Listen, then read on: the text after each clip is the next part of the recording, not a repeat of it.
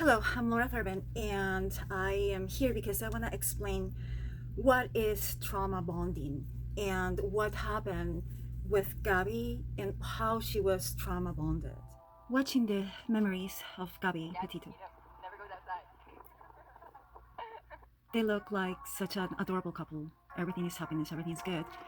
You need to understand that what's going on in these relationships, with there is abuse and there's a narcissistic abuse, there is so much about the abuse being hidden and the abuse being done in such a way that you're not understanding what's going on.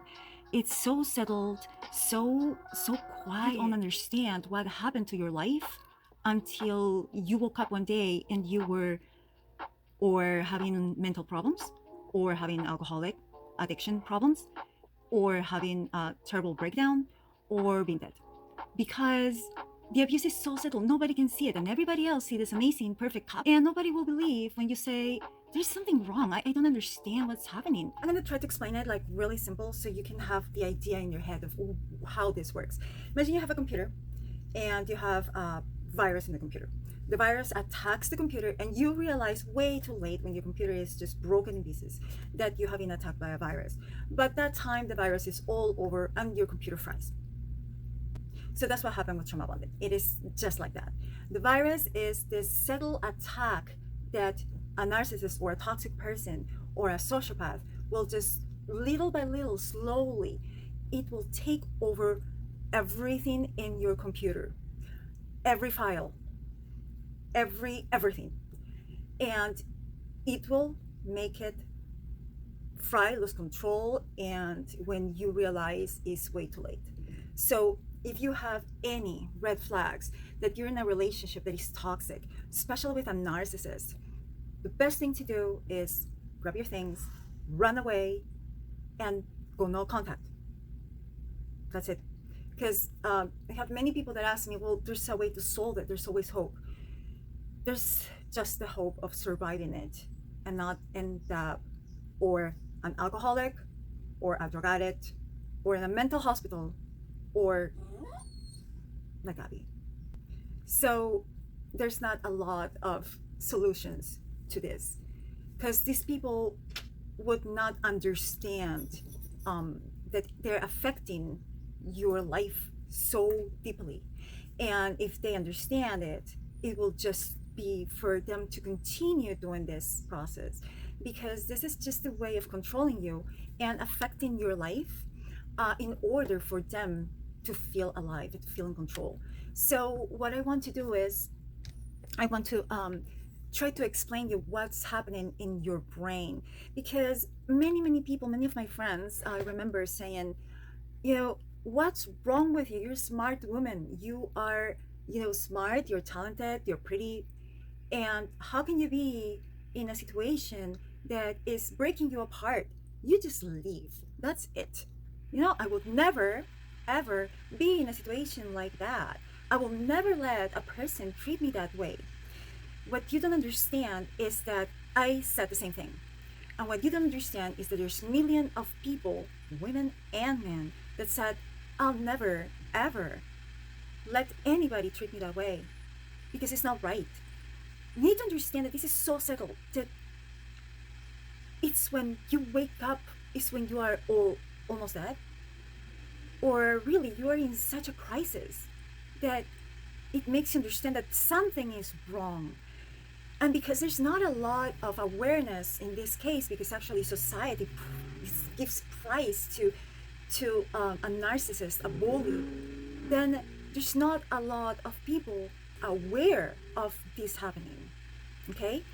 And especially if you have been in the past somehow abused, or you have been maybe neglected. And I'm not saying that your family or your parents were bad. I'm just saying that sometimes we feel neglected as children, and we get these traits of codependency, and that's exactly what the predator will look. The victim needs to have a codependency. If you are not strong enough, if you are not healthy enough, if you don't believe in yourself, if you don't have self-esteem, like high self-esteem, self-love, compassion to others, but starting with yourself, if you don't have those traits, you are the perfect prey for a person that has narcissist personality disorder, and they're dangerous. Please don't think that this is just what others say. It's just a person that looks in the mirror, tries to look pretty. No, it doesn't have anything to do with it. Narcissist personality disorder, what they do is they absolutely change the reality of the victim until they transform the reality of the victim of whatever they see, whatever they want to see in the mirror. You're seeing the mirror of the life that they created for you. And they make this play to say it in a certain way and explain it better. They put a play that you have to play. And that is, the first one is, you have to play the part of the needy, the person that wants to make another person happy, that needs the other person to survive. And little by little, the play, the narrative will change into, you are my enemy. It's all your fault. It's all what I'm doing and what I'm reacting, it's because you did it to me. So there's no self-acknowledgement. There is not accountability. If you think that someday you are going to get a narcissist accountable of their actions, I'm sorry, that's never going to happen, because it's your fault. It's the prey's fault that you want to get somebody involved in it. I will tell you, they can absolutely make it change their mind, because they can make you change your own mind and believe that the play that they put in play is actually what is happening. And you start questioning, why am I this bad? Why am I this mean? Is it my fault? And you start believing that it's your fault. At that point, getting out is really hard, because you're constantly thinking, why I can't leave my abusive relationship. Many times we have asked the same question. We always think that it's because of love, because we love this person so much that it really doesn't matter what he does to us, because love is so powerful. But no, it's not love. Maybe you have a friend that you ask about her or him, why this person cannot leave this abusive relationship. And here is the explanation of how you are trauma bonded and how your brain in trauma is changing. It has changed, and your hormones and your whole body have changed. What you can see here is that our brain in trauma starts changing. And I am going to draw how the betrayal, the rejection, the abuse, it starts making these changes in your brain. For example, the prefrontal cortex starts reducing in size. So the hippocampus that is right there also starts reducing in size. And then the amygdala that is right there increases in size and is always active. So if you want to explain somebody how abuse have changed you, you are going to now be able to explain that it's not that you love this person so much that you cannot leave him, but that you are trauma bonded. Your brain has changed, and of course we can change it back. Takes time, takes patience, takes concentration, but we can do this together. So let me explain you. Abuse, betrayal, and rejection start changing all our body. So the betrayal will first start making the serotonin levels to get lower and lower, and then there's more production of a hormone called norepinephrine, and this hormone increases the heart rate, increases the blood pumping, and increases the blood pressure. Even it increases the sugar levels, and also you will be producing more dopamine. Now with rejection, we have like this rejection, and then in narcissistic abuse or toxic environment, sometimes we suffer of this intermittent cycles of rejection love, rejection love, hate love. And what that's doing is, let me explain you a little bit. The hypothalamus, and that is right in this area right here, it assembles some amino acids called peptides, and peptides are neurotransmitters that message the whole body, and these peptides are highly addictive to our own cells in our body. Okay, now I want you to understand something about the cells in our body. The cells in our body are not selective. They cannot distinguish a bad emotion from a good emotion. Okay, so the cells simply will become addicted based on how strong the peptides are. So the stronger the emotion that you're feeling, the stronger the peptides that you're going to produce. So the cells simply become addicted to the strongest peptides. Okay, so because cells don't know if something is good or bad, you know, joy, fear, hate, love, whatever it is, the cell doesn't have the way to understand, okay, this is a good reaction, this is a bad reaction. It doesn't. So it just feels how the peptide, how strong it is, and it will actually start having an addiction to this strongest peptide. And guess what gives us a strong, very strong peptide? Of course, you guessed it, a narcissist abused with intermittent cycles of abuse, right? So what happens is, in a relationship that we're in constant excitement or in high alert, we start releasing cortisol and adrenaline. And this cortisol and adrenaline will keep us stuck in the flight or fight mode. So that not knowing of what they are going to do next, how they're going to treat us in the next interaction, if they're going to be kind this time, or if they're going to be upset, or if they're going to be whatever they're going to be. When we don't know what is going to be next, and we are in a relationship that it is cruel and then is followed with kindness, we get hooked because this kindness make us release dopamine, and so all our body is a mess. Please understand, we have been releasing cortisol, adrenaline, and then over the top, our body feels good and then releases dopamine, and then it's cortisol, adrenaline, dopamine. It's like our bodies are absolutely in stress all the time. Our hormones are producing, and all our body is changing.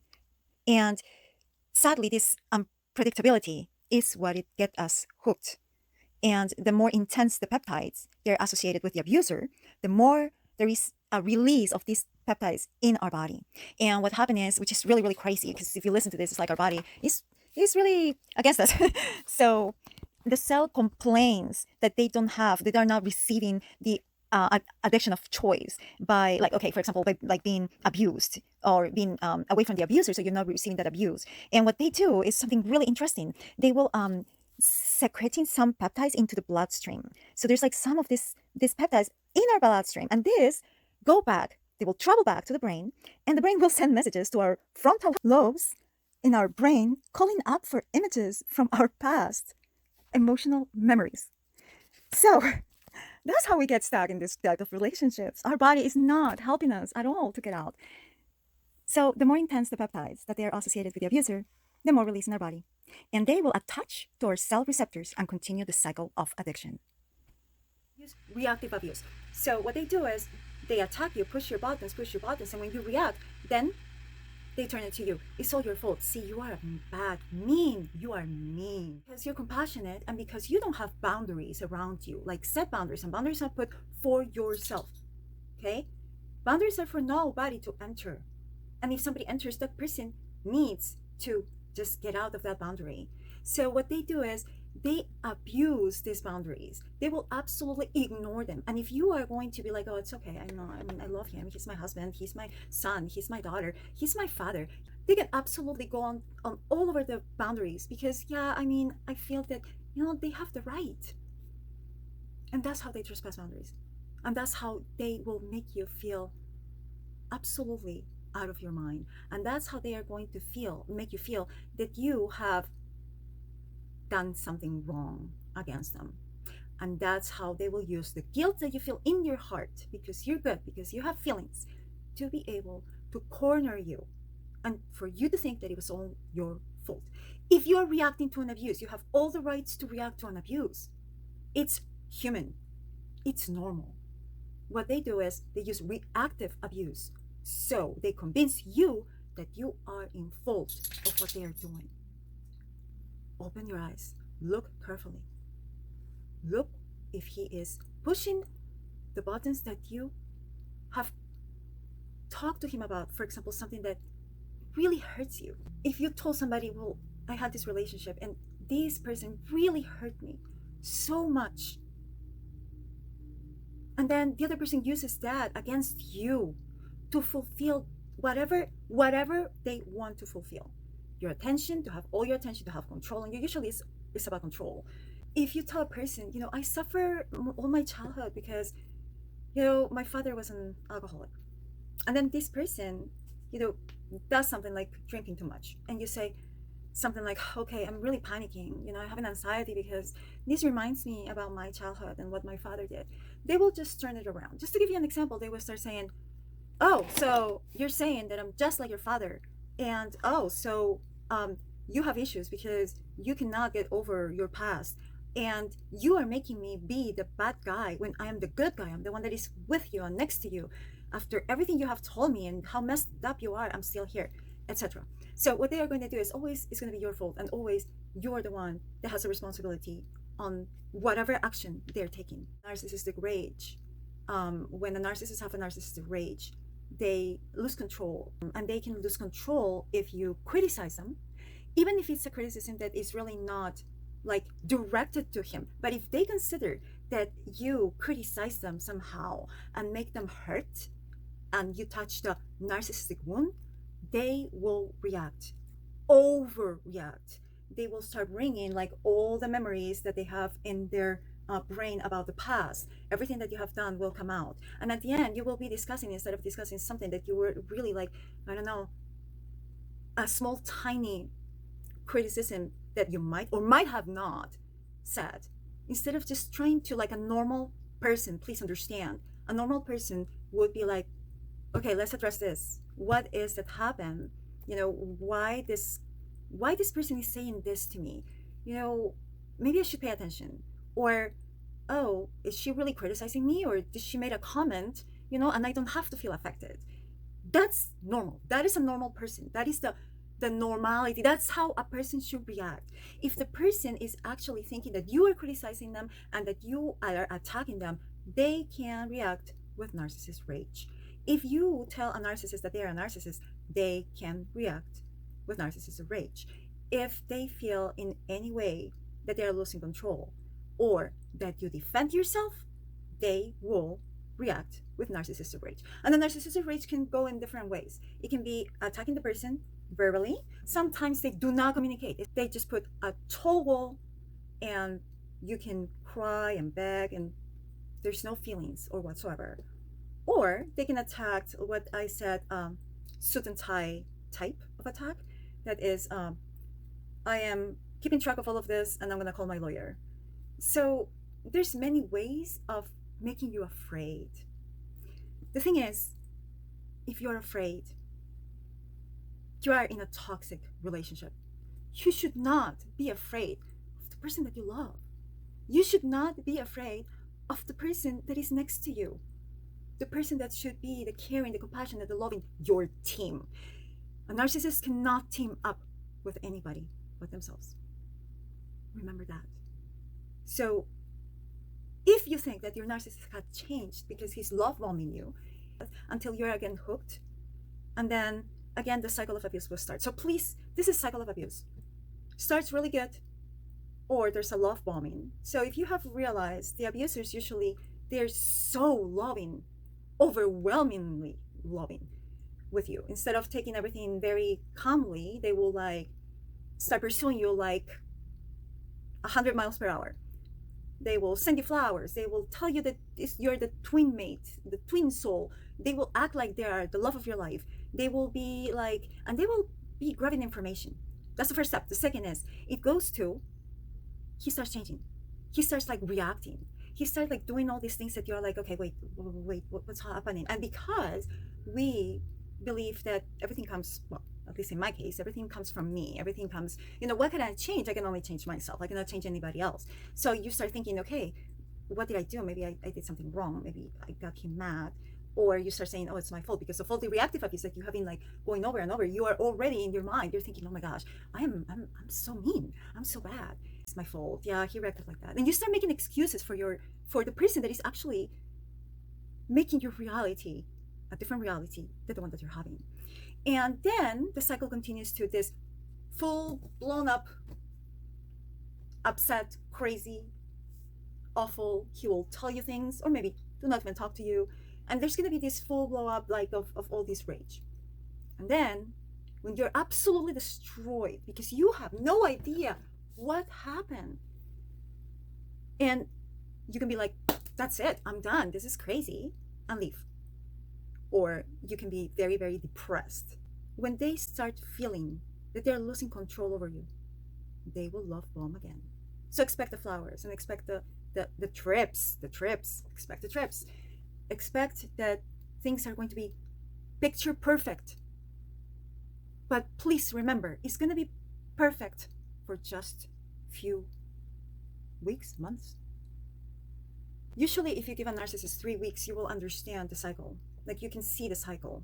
think about 3 weeks to 3 months, because that's how we can change our muscle memory in 3 months. So you need to be patient when you meet somebody to really see if the person is a narcissist or changing you. You have that period of time. Give yourself 3 months, but please watch the red flags and be very careful. I made my life commitment to try to help others that don't understand and cannot see the red flags coming. And many people tell me just to give up, because the person needs to be in a narcissistic relationship to understand the nightmare. But I just think that we need to raise awareness. So there's people that understand what's happening, and that it's not too late, like it was for this beautiful girl that could have been my kid, my sister, or yours, your child, your mom, your friend. Let's not let this happen anymore, ever again. Not for men, not for women, and especially for women, because sadly we have been somehow relegated in the society, especially women that have been mentally abused. There's no enough support. So if the authorities are not going to do anything, and I have lived that, then we need to support each other. We women need to support each other. This society is not going to give us the protection or the support that we need. We have to do it ourselves. So women, let's stop the jealousy. Let's stop the trying to compete for a guy. Let's stop that. There's so many guys in this world. Not worth it. It's better that we unite. It's better because it's going to make us more powerful, especially in a society that is not listening to what's happening around us, that is not helping us. There's not enough help for women that have been mentally abused. Let's support each other. And please, I'm going to be posting a lot of these videos. I have a YouTube channel that is about art, because I'm an artist. But I became an art therapy coach because I went through a lot in my life. And I started a program to be able to help people that were broken through art therapy. It worked for me because now I wouldn't be here. I would be in a mental hospital, or I would have ended up dead. I'm just trying with the bottom of my heart to make a change in this society and in this world. I don't want my children to have to go through what I had to go through. So just support the awareness. Please subscribe and share the videos, and let's create awareness for those people that still are trapped and have no idea what's happening. If we are together in this, we can actually help so many people not to end up like Gabby, or not to end up committing suicide. And the cause, well, who cares, because it was her choice or his choice to commit suicide. And the root cause will never be discovered. There's too many people that are really bad, mental, abusive situations. Please support the cause, subscribe, and you can have the description in the description. If you need any more help, please look in the description, and if you need any help, you can always contact me. Please pass this around. We need to be united, and if nobody's going to help us, then we can support each other. So thank you so much for listening, and please build awareness. Thank you.